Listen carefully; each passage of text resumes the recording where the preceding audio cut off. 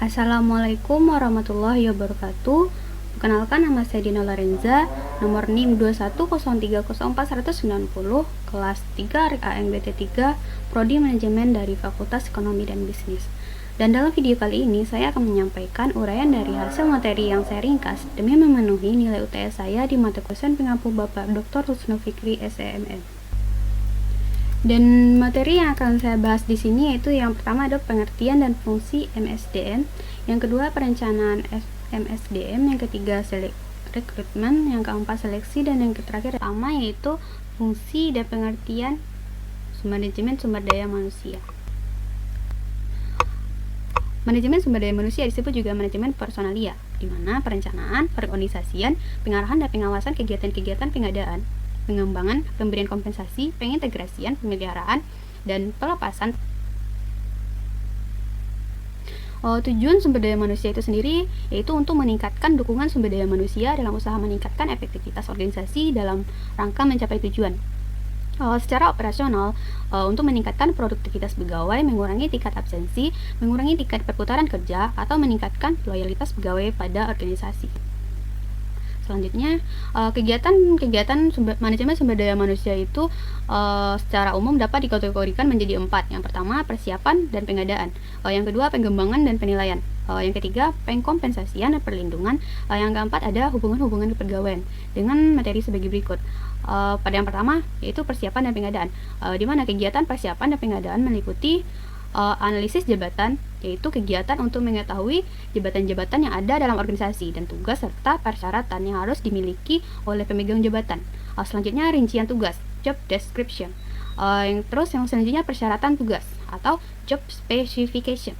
Dan yang terakhir ada standar kinerja, job performance. Selanjutnya itu ada yang kedua, pengembangan dan penilaian. Setelah bekerja secara berkala, pegawai harus memberikan pelatihan-pelatihan. Hal ini diperlukan untuk meningkatkan produktivitas pegawai dan menjaga terjadinya keusangan kemampuan pegawai akibat perubahan yang terjadi pada lingkungan kerja. Setelah itu dilakukan penilaian yang bertujuan untuk melihat apakah unjuk kerja pegawai sesuai dengan yang diharapkan dan memberikan umpan balik untuk meningkatkan kemampuan dan kinerja. Hal ini pun juga membantu dalam perencanaan karir pegawai. Dan yang ketiga itu adalah pengkompensasian dan perlindungan, di mana para pegawai harus diberikan kompensasi dalam bentuk program kesejahteraan untuk dan mempertahankan dan memelihara semangat kerja, motivasi, melindungi pegawai dari akibat buruk yang mungkin timbul dari pelaksanaan pekerjaan dan menjaga kesehatan karyawan. Hal ini dilakukan karena pegawai menginginkan balas jasa yang layak sebagai konsekuensi pelaksanaan dari pekerjaan mereka. Dan yang keempat itu ada hubungan-hubungan kepegawaian. Hubungan-hubungan kepegawaian meliputi usaha untuk memotivasi pegawai dan memberdayakan pegawai. Hal ini dilakukan melalui penataan pekerjaan yang baik, meningkatkan disiplin pegawai agar mematuhi aturan, kebijakan-kebijakan yang ada, dan melakukan bimbingan. Sasaran-sasaran manajemen sumber daya manusia. Yang pertama itu society objektif, yang kedua organisasional objektif, yang ketiga fungsional objektif, yang keempat ada personal objektif. Di mana yang pertama itu sosial objektif, yaitu kegiatan yang dapat memberikan keuntungan bagi masyarakat, organisasi, atau perusahaan. Organisasi terdiri dalam lingkungan masyarakat untuk memberikan nilai tinggi bagi masyarakat atau untuk meningkatkan kesejahteraannya. Penarikan pegawai tidak dilakukan diskriminasi berdasarkan jenis kelamin, agama, etnis, dan fisik. Bila hal ini tidak dipenuhi, maka dukungan masyarakat pada organisasi menjadi rendah dan dapat mengganggu proses pencapaian tujuan dari perusahaan tersebut. Di mana kegiatan yang dapat dilakukan memberikan keuntungan untuk mencapai tujuan organisasi, agar organisasi dapat bertahan dan memberikan manfaat.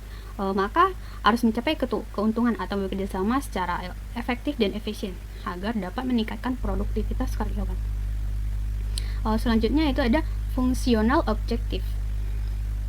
Sasaran ini mengusahakan adanya kesesuaian antara kegiatan, kemampuan departemen sumber daya manusia dengan kegiatan bisnis dan perubahan-perubahannya, di mana pegawai manajemen sumber daya manusia diharapkan seseorang yang memiliki pengetahuan luas mengenai lingkungan internal bisnis, strategi bisnis, dan lingkungan luar agar dapat melakukan program-program kepegawaian sesuai dengan tujuan organisasi tersebut. Yang keempat itu ada personal objektif, di mana kegiatan yang dapat dilakukan dan membantu pegawai untuk mencapai tujuan-tujuan pribadi. Motif pegawai untuk bekerja merupakan hal yang kompleks, dan perusahaan harus memberikan kemungkinan untuk mencapainya. Bila tidak dipenuhi, maka kepuasan kerja karyawan akan rendah dan tidak dapat tidak mendapatkan dukungan yang optimal dari pegawai dan untuk mencapai tujuan perusahaan tersebut. Otoritas dan tanggung jawab manajemen sumber daya manusia. Otoritas atau wewenang adalah hak untuk mencapai keputusan dan mengarahkan kerja orang lain dan memberikan perintah. Ada dua jenis otoritas, yaitu otoritas garis dan otoritas staf. Otoritas garis merupakan pemerintah yang berkaitan dengan tugas operasional, dan otoritas staf yaitu hak untuk memberikan nasihat mengenai pelaksanaan tugas-tugas organisasi tersebut. Tanggung jawab manajer garis dalam MSDM yang pertama itu penempatan orang yang benar dalam pekerjaan yang tepat. Yang kedua, melakukan orientasi terhadap pegawai baru. Yang ketiga, melatih karyawan baru. Yang keempat, meningkatkan produktivitas dari setiap jabatan. Yang kelima, mengusahakan kerjasama yang baik dan kreatif. Yang keenam, itu menginterpretasikan kebijakan dan prosedur perusahaan. Yang ketujuh, mengendalikan biaya tenaga kerja. Yang kedelapan, itu mengembangkan kemampuan setiap orang. Sembilan, menciptakan dan mempertahankan semangat kerja departemen. Dan yang terakhir itu ada melindungi kesehatan dan kondisi fisik karyawan. Manajemen sumber daya manusia sebagai pendekatan yang strategis, yaitu di mana manajemen sumber daya manusia yang strategis yaitu berkaitan antara sumber daya manusia dengan tujuan dan sasaran strategis untuk meningkatkan bisnis dan mengembangkan budaya organisasi yang mendorong inovasi dan fleksibel untuk memampukan organisasi dalam mencapai tujuan. Contohnya di sini yaitu menentukan strategi perusahaan, analisis lingkungan perusahaan. Di bab 2 saya akan membahas tentang perencanaan manajemen sumber daya manusia. Pengertian perencanaan sumber daya manusia menurut para ahli yaitu Andrew Isipula pada tahun 1981 halaman 145 mengemukakan bahwa perencanaan sumber daya manusia atau perencanaan tenaga kerja didefinisikan sebagai proses menentukan kebutuhan tenaga kerja dan berarti mempertemukan kebutuhan tersebut agar pelaksanaannya. Dan yang kedua selanjutnya ada tujuan perencanaan sumber daya manusia. Tujuan perencanaan SDM ini adalah menghubungkan SDM yang ada untuk kebutuhan perusahaan dan pada masa yang akan datang untuk menghindari mismanajemen dan tumpang tugas. Lalu selanjutnya itu ada manfaat perencanaan sumber daya manusia. Manfaat perencanaan sumber daya manusia menurut Hadiri pada tahun 2000 adalah sebagai berikut. Yang pertama yaitu meningkatkan sistem informasi SDM. Yang kedua itu meningkatkan pendayagunaan SDM. Yang ketiga menyelaraskan aktivitas SDM dengan sarana organisasi secara lebih efisien. Yang keempat menghemat tenaga, waktu, dana serta dapat meningkatkan kecermatan dalam proses penerimaan tenaga kerja. Yang kelima itu ada mempermudah pelaksanaan koordinasi SDM oleh manajer SDM. Yang keenam perencanaan SDM jangka panjang bermanfaat bagi organisasi atau perusahaan untuk meningkatkan atau memperkirakan kondisi dan kebutuhan pengelola SDM selama 2 atau 3 dan bahkan 10 tahun mendatang. Dan yang terakhir itu perencanaan SDM jangka pendek bermanfaat untuk mengetahui posisi atau jabatan atau pekerjaan yang lowong pada tahun mendatang. Dengan demikian dapat dilakukan proses untuk mengisi kekosongan itu baik dengan memanfaatkan sumber tenaga kerja. Selanjutnya yaitu ada metode manajemen sumber daya manusia atau metode perencanaan manajemen sumber daya manusia. Yang pertama itu ada metode non ilmiah. Di mana perencanaan SDM hanya didasarkan atas pengamalan, imajinasi dan pemikiran-pemikiran dari perencanaan saja. Dan rencana ini berisiko cukup besar, misalnya kualitas dan kuantitas tenaga kerja tidak sesuai dengan kebutuhan perusahaan. Akibatnya timbul pemborosan yang merugikan perusahaan. Yang kedua itu ada metode ilmiah, di mana perencanaan SDM dilakukan berdasarkan peramalan dari perencanaannya. Rencana SDM semacam ini berisikonya relatif kecil karena sesuatu yang telah diperhitungkan terlebih dahulu. Metode ini data dan informasinya harus akurat. SDM. Syarat-syarat perencanaan atau plan. Yang pertama harus mengetahui secara jelas masalah yang akan direncanakan. Yang kedua harus mampu mengumpulkan dan menganalisa informasi tentang SDM. Dan yang ketiga itu harus mempunyai pengetahuan luas tentang job, analisis, organisasi dan situasi persediaan SDM. Yang keempat harus membaca situasi SDM masa kini dan masa mendatang. Yang kelima mampu memperkirakan peningkatan SDM dan teknologi di masa depan. Yang keenam itu ada mengetahui secara luas peraturan dan kebijakan perburuan untuk merealisasikan rencana SDM tersebut. Perencanaan fungsi-fungsi MSDM manusia. Yang pertama yaitu ada faktor internal, di mana kendala yang terdapat di dalam organisasi itu sendiri. Yang kedua itu ada faktor eksternal, di mana berbagai hal yang pertumbuhan dan perkembangannya berada di luar kemampuan organisasi untuk tahapan-tahapan perencanaan manajemen sumber daya manusia.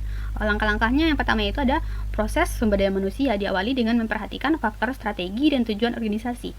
Yang kedua itu setelah penilaian selesai dilakukan, maka dilakukan analisis terhadap ketidakseimbangan di antara penawaran dan permintaan SDM. Yang ketiga itu strategi SDM adalah alat untuk dipakai untuk membantu organisasi dalam mengantisipasi dan mengatur permintaan dan penawaran SDM. Yang keempat itu ada perencanaan.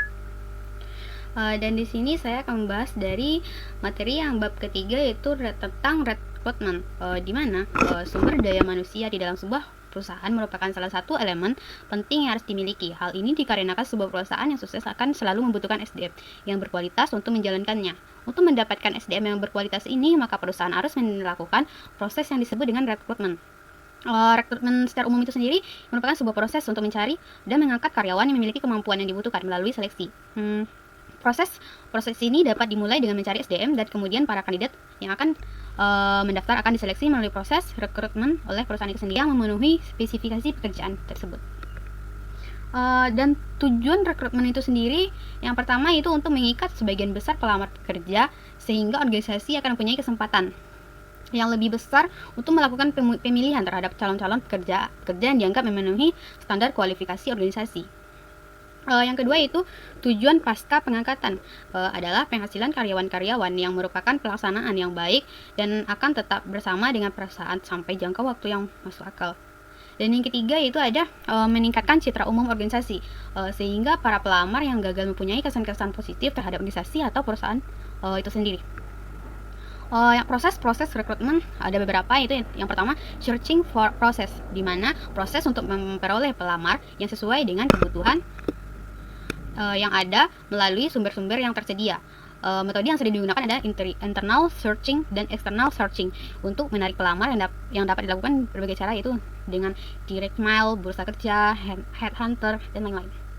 Dan proses yang kedua itu ada selection process, di mana proses menyaring pelamar kerja menjadi kandidat sesuai dengan kebutuhan perusahaan, seperti psikometri, wawancara psikologi, tes teknis, dan managerial skill test. Dan yang ketiga itu ada user process, di mana proses mencari orang yang tepat untuk posisi yang dibutuhkan atau tersedia yang diperoleh dari kandidat yang lolos dari proses seleksi. Pada umumnya tahapan user process ini dilakukan sebagai berikut. Yang pertama diwawancari oleh direct user atau manager atau direktur. Yang kedua medical check up. Yang ketiga sync contact atau administration. Yang kepada orientasi karyawan baru. Metode rekrutmen. Ada dua, dan menurut Hasibuan ada dua metode rekrutmen, yaitu metode tertutup dan metode terbuka. Yang tertutup adalah cara menarik pelamar dengan menginformasikan hanya kepada karyawan atau orang tertentu. Hal ini menyebabkan jumlah karyawan yang masuk akan sedikit, sehingga untuk memperoleh karyawan yang lebih baik akan sedikit sulit. Dan yang kedua ada metode terbuka, di mana proses rekrutmen dengan metode terbuka dengan cara penarikan karyawan dilakukan dengan menginformasikan secara luas seperti melalui iklan, media massa. Dan dengan metode ini maka diharapkan jumlah lamaran yang akan masuk dalam perusahaan akan banyak, sehingga perusahaan berkesempatan mendapat karyawan yang lebih baik. Sumber dan metode rekrutmen pegawai. Yang pertama sumber internal dan metode rekrutmen dengan sumber internal. Sumber-sumber internal meliputi karyawan yang ada sekarang yang dapat dicalonkan untuk dipromosikan, dipindah tugaskan atau dirotasi tugasnya, serta mantan karyawan yang bisa dikaryakan dipanggil kembali. Beberapa alternatif rekrutan dengan sumber internal organisasi sebagai berikut melalui yang pertama promosi, yang kedua transfer dan rotasi, yang ketiga pengkaryaan kembali, keempat kelompok kerja sementara atau kelompok kerja kontrak kerja. Beberapa metode perekrutan dengan sumber internal antara lain dengan A. Rencana suksesi atau succession planning, yang B. Penawaran terbuka untuk suatu jabatan atau job posting, yang C. Pembentukan kerja atau magang, yang D. Penggunaan daftar keterampilan, lain-lain. Permasalahan dalam rekrutmen. Yang pertama faktor organisasi, seperti kebijakan promosi dari dalam. Jika dalam suatu organisasi dianut kebijaksanaan bahwa dalam hal terjadi lowongan itu diisi oleh pekerjaan yang sudah menjadi karyawan organisasi, maka ada beberapa hal yang menjadi kelemahannya, di antara lain kesulitan untuk memperoleh tenaga kerja baru dengan pandangan baru, pendekatan keahlian dan keterampilan yang baru. Yang kedua, para pekerja bisa cepat merasa puas diri karena mengetahui bahwa asal saja mereka bekerja sedemikian rupa sehingga prestasi kerjanya dipandang memenuhi syarat. Yang ketiga, adanya terciptanya para pekerja yang berpandangan minimalis. Yang B-nya itu ada kebijakan tentang imbalan. Setiap organisasi tentunya mempunyai kebijakan tentang upah dan gaji yang diberikan kepada para karyawan sebagai imbalan atas waktu, tenaga, keahlian, dan keterampilan serta jasa-jasa lainnya yang mereka berikan pada organisasi. Yang C ada kebijakan tentang status kepegawaian. Yang dimaksud dengan kebijakan tentang status kepegawaian ialah ketentuan tentang apakah para pegawai harus bekerja penuh bagi organisasi ataukah dimungkinkan bekerja separuh waktu jika status kepegawaian adalah pegawai purna waktu. Berarti organisasi tidak akan merekrut pegawai separuh waktu dan juga tidak akan membenarkan karyawan bekerja di tempat lain meskipun pada waktu senggangnya. Yang keempat ada itu rencana sumber daya manusia. Rencana sumber daya manusia biasanya memberikan petunjuk tentang lowongan yang bagaimana sifatnya diisi dengan melalui promosi dari dalam dan lowongan yang bagaimana. Dan di sini pada bab 4 saya akan membahas tentang materi tentang seleksi. Definisi seleksi menurut Melayu Hasibuan adalah suatu kegiatan pemilihan dan penentuan pelamar yang diterima atau ditolak menjadi karyawan perusahaan. Seleksi ini berdasarkan kepada spesifikasi tertentu dari setiap perusahaan yang bersangkutan. Dan dari De Loder adalah suatu proses ketika calon karyawan dibagi dua bagian, yaitu diterima atau ditolaknya karyawan tersebut. Dan dari R.S. Dwivedi adalah seluruh konsep dari seleksi dan penempatan karyawan yang efektif dapat diharapkan mengurangi tingkat perputaran atau keluar masuknya karyawan dalam perusahaan. Tujuan seleksi yaitu menempatkan karyawan pada kualitas dan potensial, mendapatkan karyawan yang jujur dan disiplin, mendapatkan karyawan yang cakap dan dengan penempatan yang tepat, mendapatkan karyawan yang terampil dan bersemangat dalam bekerja, mendapatkan karyawan yang memenuhi syarat undang-undang perburuan, mendapatkan karyawan yang dapat bekerja sama, mendapatkan karyawan yang dinamis dan kreatif, yang inovatif dan bertanggung jawab, serta mendapatkan karyawan yang loyal dan berdedikasi tinggi, mendapatkan karyawan yang bekerja dalam mandiri, dan yang terakhir mengurangi tingkat absensi dan turnover karyawan. Metode-metode dalam penempatan jumlah karyawan. Yang pertama itu ada metode non ilmiah, yang kedua ada metode kurun tertentu. Cara-cara seleksi yang metode non ilmiah yaitu seleksi yang dilaksanakan tidak berdasarkan kepada kriteria, berdasarkan atau spesifikasi dibutuhkan nyata pekerjaan atau jabatan, tetapi hanya berdasarkan kepada perkiraan dan pengalaman kerja. Unsur-unsurnya meliputi yang pertama surat lamaran bermaterai atau tidak, ijazah sekolah atau daftar nilai, surat keterangan pekerjaan dan pengalaman, referensi dari pihak yang dipercaya, wawancara langsung, berpenampilan dan keadaan fisik pelamar, keturunan dari pelamar bersangkutan, dan tulisan pelamar. Ada cara seleksi dari metode ilmiah yaitu di mana seleksi berdasarkan pada job specification dan kebutuhan nyata jabatan yang diisi serta berpedoman kepada kriteria dan standar-standar tertentu. Di antaranya yang pertama itu metode kerja yang jelas dan sistematis. Yang kedua berorientasi pada prestasi kerja. Yang ketiga berorientasi pada kebutuhan real karyawan. Keempat berdasarkan kepada job analisis dan ilmu sosial lainnya. Dan yang terakhir itu ada berpedoman kepada undang-undang perburuan. Kualifikasi seleksi diantaranya itu ada umur, keahlian, kesehatan fisik, pendidikan, jenis kelamin, tampang, bakat, temperamen, karakter, pengalaman kerja, kerjasama, kejujuran, kedisiplinan, dan inisiatif dan kreatif. Penempatan yang tepat. Langkah-langkah seleksi yaitu ada yang pertama seleksi surat-surat lamaran, pengisian belangko lamaran, pemeriksaan referensi, wawancara pendahuluan, dan tes penerimaan. Jenis-jenis tes penerimaan yang pertama ada tes psikologis, yaitu peralatan tes yang mengukur atau menguji kepribadian, temperamen, bakat, minat, kecerdasan, keinginan, prestasi yang terdiri dari tes kecerdasan, intelligence test, di mana menguji kemampuan mental pelamar dalam hal daya pikir secara menyeluruh dan logis. Yang kedua ada tes kepribadian, personality test, kesediaan bekerja sama, sifat kepemimpinan, dan lain-lain. Yang ketiga ada tes bakat, aptitude test, di mana kemampuan potensial yang dapat dikembangkan. Yang keempat ada tes minat atau interest test, mengukur intuisi terhadap suatu jenis pekerjaan. Yang kelima ada tes prestasi, achievement test, mengukur kemampuan pelamar sekarang. Jenis tes yang kedua yaitu ada tes pengetahuan atau knowledge test, yaitu dimana bentuk tes yang mempunyai informasi atau pengetahuan yang dimiliki para pelamar sesuai kebutuhan dalam pelaksanaan pekerjaan. Yang ketiga performance test, yaitu mengukur kemampuan pelamar untuk melaksanakan pekerjaan yang akan dipegang. Misalnya tes yang akan diterima sepenuhnya dalam perusahaan tersebut. Kendala-kendala dalam melaksanakan seleksi dalam tolak ukur adalah kesulitan untuk menentukan standar tolak ukur yang akan digunakan mengukur kualifikasi selektif secara objektif. Yang kedua ada penyeleksi. Kendalanya adalah kesulitan mendapatkan penyeleksi yang benar-benar kualitatif, jujur, dan objektif penilaiannya. Yang ketiga ada pelamar. Kendalanya adalah kesulitan untuk mendapatkan jawaban yang jujur dari pelamar tersebut. Langkah-langkah dalam proses seleksi, yang pertama itu penerimaan pendahuluan pelamar, yang kedua tes penerimaan, selanjutnya tes seleksi, yang keempat ada pemeriksaan referensi, yang kelima ada evaluasi medis atau tes kesehatan, keenam ada wawancara, yang ketujuh ada keputusan penerimaan atau tidaknya karyawan tersebut. Baiklah, itulah dari materi dari bab keempat, itu seleksi karyawan. Baiklah, pada bab 5 saya akan menjelaskan dengan judul materi tentang pengembangan sumber daya manusia. Pengembangan sumber daya manusia dirancang untuk membantu individu, kelompok, dan organisasi secara keseluruhan agar menjadi lebih efektif. Program ini diperlukan karena manusia, pekerjaan, dan organisasi selalu yang perlu diperhatikan itu yang pertama pelatihan atau training, meliputi aktivitas-aktivitas yang berfungsi meningkatkan unjuk kerja seseorang dalam pekerjaan yang sedang menjalani atau yang berkaitan dengan pekerjaannya. Yang kedua ada pengembangan, development, di mana meliputi pemberian pekerjaan, kesempatan belajar yang bertujuan untuk mengembangkan individu, tetapi tidak dibatasi dengan pada pekerjaan tertentu pada saat ini atau di masa yang akan datang. Yang ketiga ada pendidikan atau education, mencakup kegiatan-kegiatan yang diselenggarakan untuk meningkatkan kompetensi menyeluruh seseorang atau overall competence dalam arah tertentu dan berada di luar lingkup pekerjaan yang ditanganinya pada saat ini. Faktor-faktor yang mempengaruhi sumber daya manusia menurut Mondi dan Nu pada tahun 1987 ada 7 faktor yang mempengaruhi pengembangan sumber daya manusia. Yang pertama ada dukungan manajemen puncak, yang kedua komitmen para spesialis dan generalis dalam pengelolaan sumber daya manusia, yang ketiga ada pengembangan teknologi, keempat kompleksitas organisasi, yang kelima ada pengetahuan tentang ilmu perilaku, yang keenam ada prinsip-prinsip belajar, dan yang ketujuh ada unjuk kerja fungsi-fungsi manajemen sumber daya manusia lainnya pada organisasi.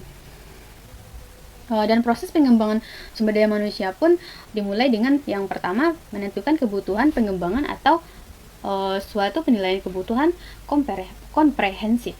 Yang kedua, menetapkan tujuan yang bersifat umum dan spesifik. Yang ketiga ada pemilihan metode, keempat pemilihan media, yang kelima implementasi program, yang keenam ada untuk menentukan secara tepat kebutuhan pengembangan sumber daya manusia diperlukan 3 jenis analisis. Analisis yang pertama itu ada organisasi, yang kedua ada tugas, yang ketiga ada orang. Ketiga analisis ini akan menjawab 3 pertanyaan. Yang dimana bagian pertama, bagian mana dalam organisasi diperlukan program pengembangan. Yang kedua, apa yang harus dipelajari oleh peserta agar dapat melaksanakan pekerjaan secara efektif. Yang ketiga, siapa yang perlu dilatih dan dididik dan latihan atau pendidikan apa yang diperlukan kepada mereka. Selanjutnya menurut Casio, dalam mengevaluasi program pelatihan, kita mengukur perubahan yang terjadi pada 4 kategori. Yang pertama itu ada reaksi, bagaimana perasaan peserta terhadap program pelatihan tersebut. Yang kedua, belajar, sampai pada tingkat apa peserta belajar dari apa yang diajarkan. Yang ketiga ada perilaku, perubahan perilaku apa atau dalam konteks pekerjaan yang terjadi sebagai hasil dari kehadiran dalam program pelatihan. Yang keempat ada hasil, sejauh mana diperoleh perubahan perilaku terkait dengan biaya, misalnya peningkatan produktivitas atau kualitas, penurunan turnover atau kecelakaan kerja sebagai hasil dari program dari Baiklah, sekian dari pemaparan penjelasan materi yang saya sampaikan. Jika ada salah, saya mohon maaf karena kesempurnaan hanya milik Allah Subhanahu wa taala. Terima kasih. Assalamualaikum warahmatullahi wabarakatuh. Bye.